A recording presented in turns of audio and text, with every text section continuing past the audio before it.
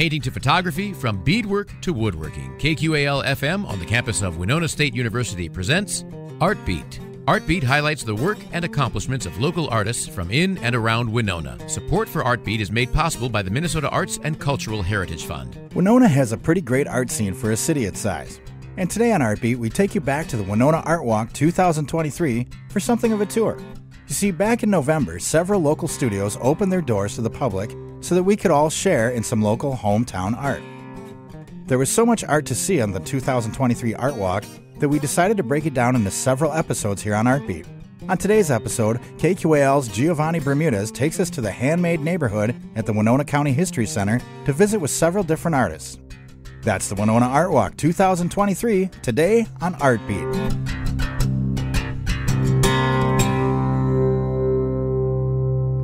Hey, I'm Jiovani Bermudez, and on this section of the Art Walk, we take you to Handmade Winona. Run outside the Winona Historical Society, several local artists and artisans came by to share what they had to offer. From sculptures to paintings to photography and even soaps and essential oils, we had a variety of different things to expect here at the Art Walk. First up on our trip down Handmade Winona, we have Linda Carlson and her stained glass masterpieces. My name is Linda Carlson, and I am a stained glass artist. So that's what I have a lot of pieces here to sell to the community. What do you usually focus on with your art? Well, I like to do a lot of my own designs, but I also have patterns from other people's. Colors, it's just, I want things to be vibrant, and I try to be very unique in what I'm doing. So I add a lot of different things, whether it's agates or nuggets or, different kinds of things like that, wires, and to make them their own. So why do you choose stained glass to do this? Why not, say, pottery or other glasswork? I was interested in stained glass forever, and I had bought a piece 40 years ago probably. And after a while I thought, well, why don't I just try making it instead of buying other people's? So I took one community ed class and started working on it. But then with career and raising kids and stuff, there was a long break. But now I'm retired, and I go into my stained glass studio, which is one of the rooms downstairs, and I can be lost in there for hours. So, what's the process in making these pieces of art? I do the copper foil method. So that means that you are designing your pattern, you're cutting out the glass, you're grinding the edges, you're foiling every piece, and then you solder all the pieces together and then put a finishing cleaning on it. And so that's my style. How long approximately does it take to make one piece of art that way? Well, smaller pieces, what I usually do is make several at a time. So it's kind of hard, but I can have small pieces done within a couple days if it's a special order or something. So, yeah.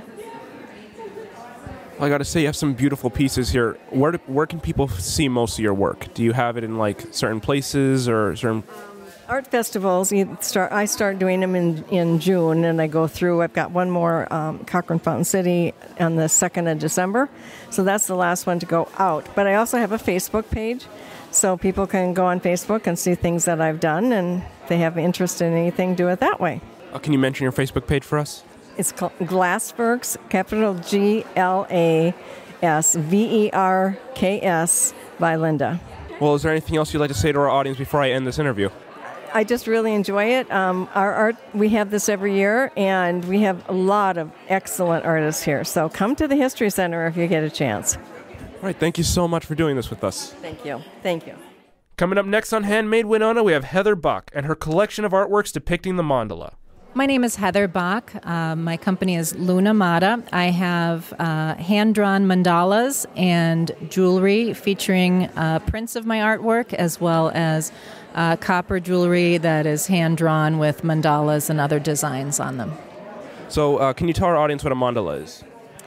Sure. Mandala comes from Sanskrit, and it refers to the universe or a sacred circle, but you find mandala-like shapes across lots of spiritual traditions. So in Christian churches, there's the rose windows.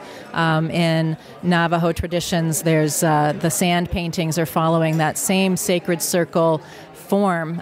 So it really speaks to people across different cultures and religions.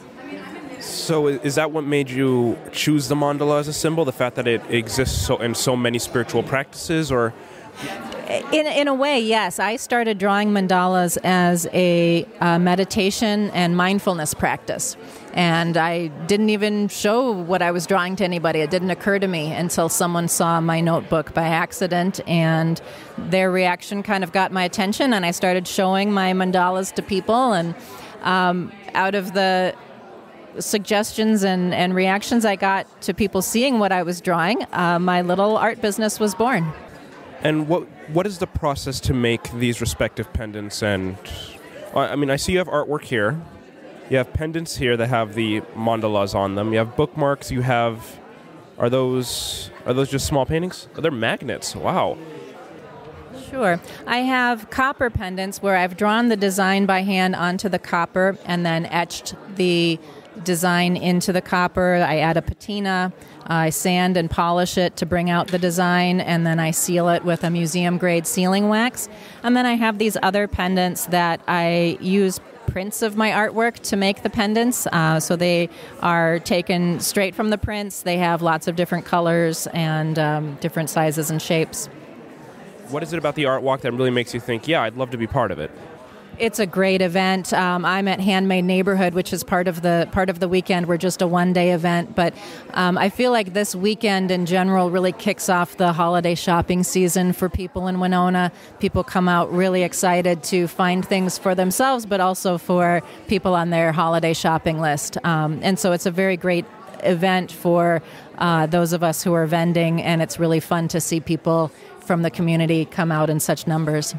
All right, I guess that'll be all for this. Before I end the interview, is there anything you'd like to share with our audience? I guess I'd just like to thank people for supporting local small businesses. That's really important to us, and you really do make our day when you choose to shop small and local. So thank you. All right, thank you for doing this interview with us. I appreciate it. Thank you. Coming up next on Handmade Winona, we have Aaron Gasicki and his woodworks. My name is Aaron Gasicki, and this is a collection of wood-turned objects, or turned wood objects. And what does that mean?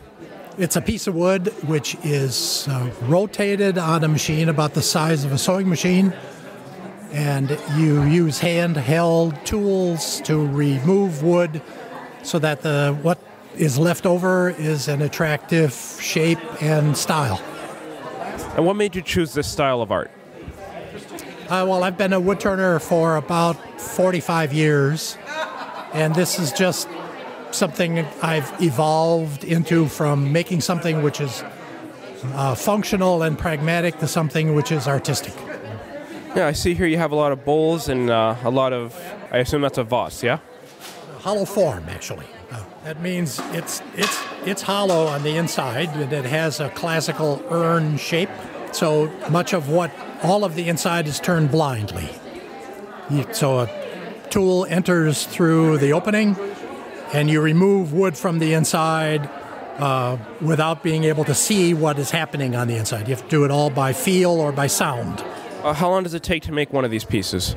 Some of these objects can be made in 20 minutes, some of them 10 hours. That's not only the turning, it's also the sculpting, finishing, some of the agony you go through depending on the particular piece and what it's intended to do. And at the end of the day, you may have something that you like, something that's very attractive, or you may have these objects, in the worst case, they have intrinsic value measured in BTUs. Throw it in the fireplace. Okay, well, I guess another question would be, what makes you come to the art walk? What is it about the art walk that makes you think you want to have your art here? Well, I saw the note from the History Center about the fact that they were going to host artists, but the artists needed to be juried in, which I found attractive. I didn't want to be in a flea market. I wanted to start selling my stuff, representing this as a combination of art and craft as opposed to schlock that you could find at a flea market. And so I applied. They ask you to say something, an essay of a sort. They also require evidence of photographs of what you do and what it looks like. And they gave me a space. They said I met the criteria to be able to sell here. All right, well, is there anything you'd like to share with our audience before I end the interview? We have an organized woodturners group that meets in Onalaska on a monthly basis. If anyone is interested, just Google Coulee Region Woodturners, and we have meetings monthly in a beautiful shop where we display everything from simple objects like mine to complicated objects like a 4-level Chinese ball. If you want to know what that looks like, just look it up and you'll find a very complicated casting. Right, well, where can people find your artwork specifically? I do not sell online yet, and so you won't find my stuff anywhere other than in the newsletter for Coulee Region Woodturners. All right, well, thank you for doing this interview with us. I really appreciate it. You're very welcome. Thank you. Coming up next on Handmade Winona, we have Jennifer Weaver and her metallic reflections of nature. Sure. Hi, I'm Jennifer Weaver. I have Birch Bluff Jewelry Company, so I have handmade jewelry that's kind of inspired by nature. I immediately saw that. You got some here that are copper wires forming into nests, and are these little beads to represent the eggs? It's lovely. So I guess my first question would be, why nature? Oh, well, I've always loved nature. A lot of my other hobbies involve nature, hunting, going out for a hike and fishing and doing all those fun things. And so being outside is one of my favorite things. So definitely an easy inspiration when making the jewelry. And how do you make the jewelry you see here? I do a lot of found things, so I'll buy a lot of metal leaves and twigs and things that are cast by others, but definitely are inspiring to put together. I make the little nests out of wire with various beads, make them into necklaces or earrings, and it's just fun to repurpose some things, find pieces that others have made and incorporate them into the jewelry. So see what triggers the inspiration. It's always fun to put things together. What brings you to the Art Walk? Why did you want to present your stuff here? Yeah, so the Art Walk is always a fun annual tradition, and Handmade Neighborhood, the sale that we're at, is a part of that as a group sale.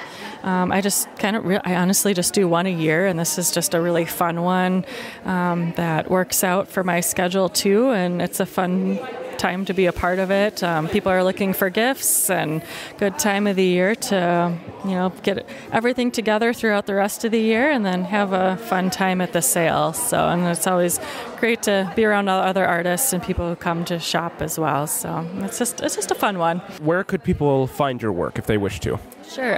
This is the one sale I do each year, but I do have a few pieces throughout the rest of the year in the Winona County Historical Society's gift shop. All right. Well, is there anything you'd like to say to our audience before I end the interview? Yeah, well, if you didn't make it out this year, hopefully you come out next year. It's usually the Saturday before Thanksgiving, so mark your calendars. All right. Thank you so much. You have a lovely day. Thank you. You too. Coming up next on Handmade Winona, we have Steve Schild, a local photographer, sharing some of his photography. My name is Steve Schild, and I've got some photographs here at the Art Walk. I'm a hobbyist photographer. What would you say is your favorite thing to take photos of? What kinds of things? Yeah. Mainly, I'm on the bike path a lot, and I go through Lake Park, and I like to take photograph of nature stuff, whether they be critters or birds or plants or the water, just whatever trips my trigger. I see some phenomenal photos here. We got some flowers, some insects. How are you able to get the insect on camera so clean? Just luck. Sometimes you get them and sometimes you don't. And in this case, it came out very nicely. So, what would you say to some people who may say that, okay, photography is not a type of art? Well, like they'll say you're just capturing what it already is there, right? I guess I would say people can draw their own conclusions. I mean, I think I wouldn't claim that mine is art. I'm no Ansel Adams, but I think that some practitioners of photography certainly that deserves the label of art. I'm less concerned about what it's called and the impact it has on viewers. If people like it, or if I see something that I like and I do nothing more than record it, that's good enough for me, and I'll let somebody else talk about the distinctions. Why did you choose photography of a medium, right? Why not, video? Why not recording of other forms?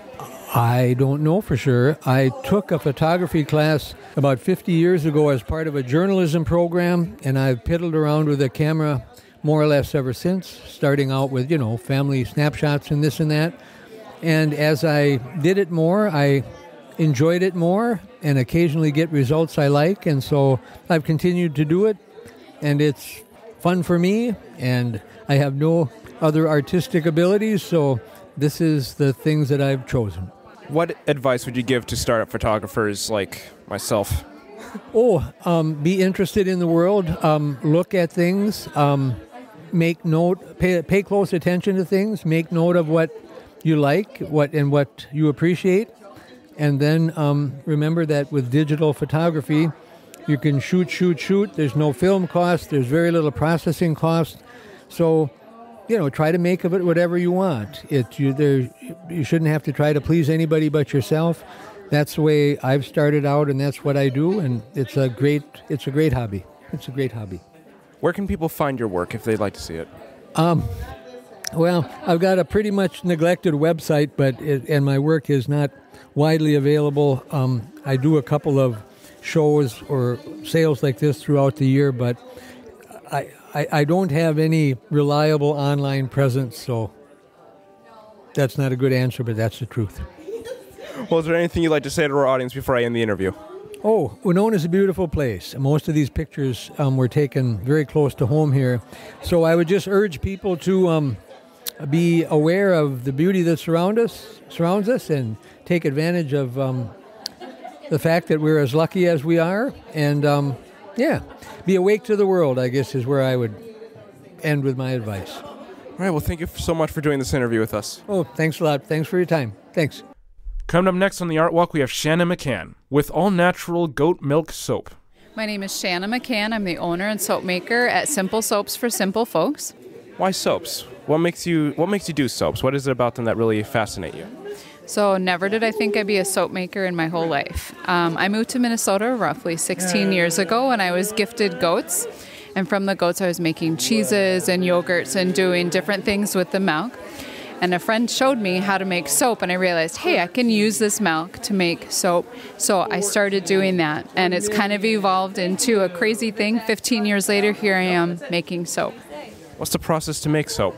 So the basic definition of soap is fat plus lye. And so in my soaps, I use certified organic base oils. There's no dyes, there's no pigments, and all of the milk in the soap comes from my own herd of about 12 goats. All right. So I know you're selling soaps. However, it is the Art Walk. Do you consider your stuff with soap to be a form of art? I sure do. So the process of making a product requires inspiration. And I feel like every soap that I sell has a little bit of myself in it, because I put my creative energy into making sure that the ratios are right. I use fun molded shapes, and I love the outlet and the personality that the molded shapes allow the customers to interact with. And I feel like also just working with animals is also a great creative outlet for me too. I love dealing with my goats. All right. And where can people find your product if they wish to purchase some of it? So I have a website, www.igoatsoap.com. And locally in the Winona area, you can find my products at the Bluff Country Co-op. All right. Well, is there anything you'd like to say to our audience before I end the interview? It's very important during this holiday season to support your local makers. And I highly encourage you to shop locally and do what you can to keep our small businesses strong. All right. Well, thank you so much for doing this interview with us. I really appreciate it. Have a great afternoon. Coming up next on Handmade Winona, we have Alina Skrinka with handmade products for self-care. My name is Alina Skrinka, and I'm the co-founder of Winona Body Lab. We make all-natural body care products and nice home things like diffusers and candles and things like that. Do you consider that a form of art? I wouldn't really consider it a form of art. I would consider it more like a self-care thing. That begs the question, what brings you to the Art Walk then? We want to bring sustainable, eco-friendly, and natural products to people. All right, and what would I know we see it, but our audience doesn't. So what are you selling here today? Can you give a few examples? So we have some soaps, lotions, hand creams, and some diffusers. Right, and they're all natural. So how do you go about the process of making these? So I actually don't make them. My dad does. So we're a family company, but we find sustainable and natural suppliers, and then we make our products from them. Where can people find your products? So you can find us on Instagram or Facebook, and then from our Facebook you can find our website and order products. And what's that website? WinonaBodyLab.com. All right, perfect. Is there anything else you'd like to share with our audience before I end the interview? I don't believe so. All right, well, thank you for doing this with us. Thank you so much. Coming up next, we have Shelley Daode, sharing a form of art that you can not only observe, but wear. My name is Shelley Daode from Bound to Be Creative, and I do fiber arts. I make hats and doodle totes and creative cuddles and upcycled earrings and scarves and a lot of things in between. All right, there's two of those that jumped out at me. Upcycled earrings, and you said Creative cuddles. Creative cuddles. Yes. What are those? Okay, so Creative Cuddles was born out of all the fabric scraps that I have from making hats that I didn't quite want to throw away. So I started to piece together little cuddles. Like I started with bunnies, and then I moved to like doing some owls. And I also have, what else do I have? Something that might look like a unicorn, but we're deciding it looks more like a narwhal. And and so I stuff them with my fabric scraps. And so they're all one of a kind, and they're just super fun and huggable. Yeah. Oh my gosh, they remind me of these old dolls I used to see when I was growing up. They're adorable. So cute. So why do you choose this style of art? What is it about fiber art that jumps out at you? I've always been a texture girl. I love fabric. So when I started with hats and using corduroy and flannels and fleece, I just kind of fell in love with it. And it kind of reminds me a little bit of the seasons, like in the summertime, you can use cottons. In the wintertime, you use soft and cozy fleece. And my mother always said that the third child is the texture child, and I love to touch things. And so that's why I decided to use fabrics. All right. What brings you to the Art Walk then? I am here because I was invited back to Handmade Neighborhood. I took a few years off because of life, and I was very excited to come back. And Winona is not my hometown, but I kind of call it my second town. We started to raise our family here about 24 years ago, and it's just really great to be back. And I love the people of Winona. They have a real appreciation of art in the creative world. So it's been great to be back. Right. Well, I'm seeing the hats you make here, and I see the scarves and stuff. So my question to you is, what makes these art? I call it wearable art because we all have our own personal expression of how we want to look and to walk with confidence. And it's a uniqueness that an individual can wear, and the hats are reversible, which I think makes it a unique form of art. Is there anywhere where people can find your work? Where can they find it? Yes. I am online at boundtobecreative.com. I also sell on Etsy. I have some stores up in the Twin Cities, Minnesota Makers, and several others that you can find on my website. And I also just opened in the last 3 years a shop in Lake City, Minnesota, the beautiful lake town on the Mississippi. And I have a shop up there that I sew about 3 days a week. So, and people can come in and order a custom hat. And I encourage you to, go to my boundtobecreative.com so you can find out getting directions and stuff like that. So, all right. Is there anywhere else? I'm sorry. Let's try that again. Is there anything else you'd like our audience to hear before I end this interview? I think that just about covers it. I just appreciate, one thing I appreciate the community coming out and shopping handmade and shopping small business. It's super important, I think, to keep these creative businesses alive, and we couldn't do it without the customers that support us. So thank you. All right. Thank you so much for doing this interview with us. Ooh, thank you very much, Jiovani. Coming up next on Handmade Winona, we have Lisa Truex with some ceramic masterpieces. Hi, I'm Lisa Truex, and I'm showing pottery and ornaments and things like that. And what makes you choose the ceramic style of art? I actually also teach ceramics, and I make a lot of sculpture, but I also make pots, and I just really like all the things you can do with clay, that you can make sculptural objects and useful things out of kind of the same material. And what brings you to the Art Walk? I've actually been volunteering with the board for the Handmade Winona sale for maybe 10 years now. So I've been doing this sale for quite a while, and I think it's just great to get people out looking at the arts and in downtown Winona. What would you say inspires you to make your art? What gets you to work in ceramics? What would you say makes your art what it is? As far as my pottery that I have here, I think just things for the home that people would enjoy using that are handmade, maybe a little more unique, and come from things that inspire the local environment, like having things that have natural colors and textures on them. I definitely see the utility here. And that's another question. Not all art is meant to have a utility. So why? Why is the utility so important to you? It's honestly not. I make a lot of sculptural work that is not utilitarian.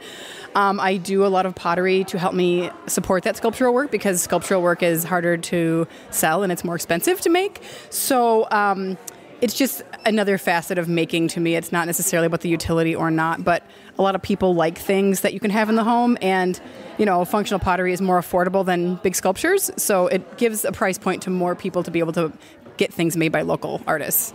Oh, that's unfortunate for me. I love the sculptural stuff, so I do too. I mean, not that the utility stuff is bad. I love that too, but man, the sculpture stuff is what really gets my attention. So that's what I do for most of my artwork. This helps support that financially. I do enjoy making it, interacting with the public, but again, the sculptural price point and this kind of market is not really for that. So yeah. Well, where can people find your work if they wanted to purchase it? Yeah, I have a few different Instagram pages for my pottery. It's Pickwick Pottery, and my sculptural work is on Red Reduction on Instagram.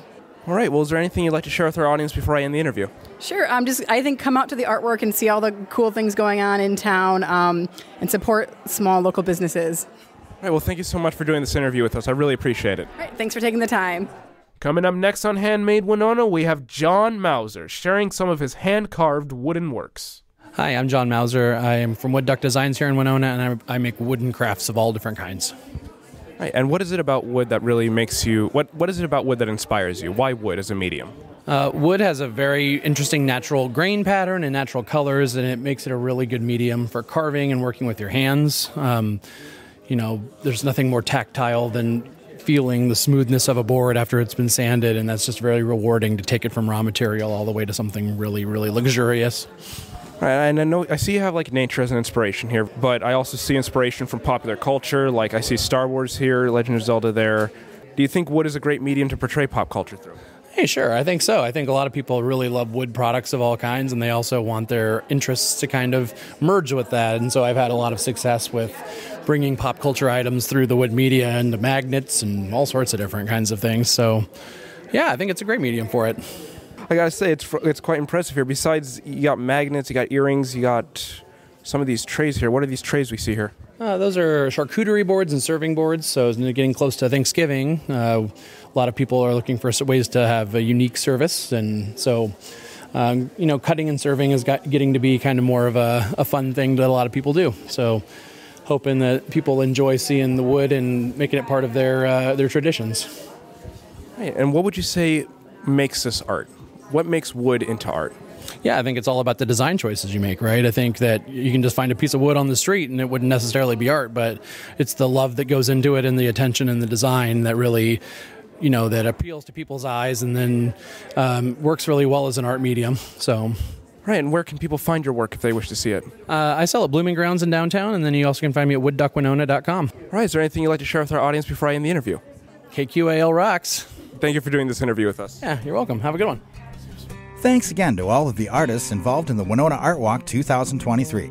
To learn more about the Art Walk, go to winonaartwalk.org. For more conversations on art, tune into Artbeat Tuesdays at 12:30 right here on 89.5 KQAL. For podcasts of Artbeat and other KQAL original programming, go to kqal.org.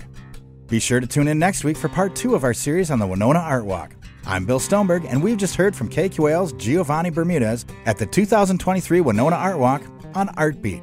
Artbeat is written and produced by KQAL-FM on the campus of Winona State University. Visit us on the web at kqal.org.